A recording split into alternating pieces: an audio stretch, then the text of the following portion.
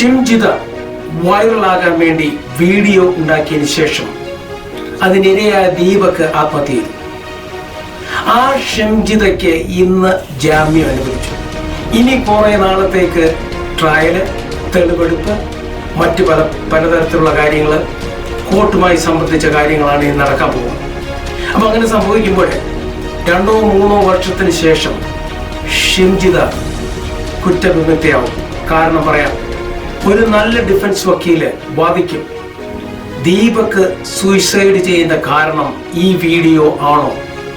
പ്രോസിക്യൂഷന് അത് തെളിയിക്കാൻ കഴിഞ്ഞില്ലെങ്കിൽ യാതൊരു തരത്തിലുള്ള മരണക്കുറിപ്പുകളോ ആർക്കും കിട്ടിയിട്ടില്ല. അതുകൊണ്ട് തന്നെ 2-3 വർഷത്തിന് ശേഷം ഷിംജിത കുറ്റവിമുക്തയാവും, ജയിലിന് പുറത്തേക്ക്.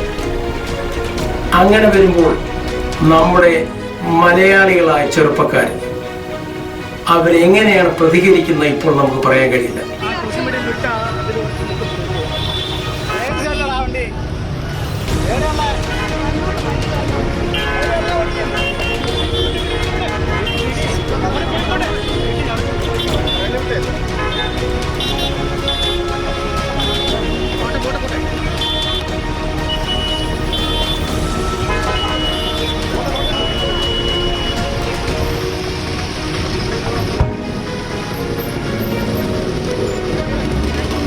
ഇനി നമുക്ക് 3 വർഷം കഴിയുമ്പോൾ കാണാം എന്താണ് ഷിംജിതയ്ക്ക് സംഭവിക്കാൻ പോകുന്നത്.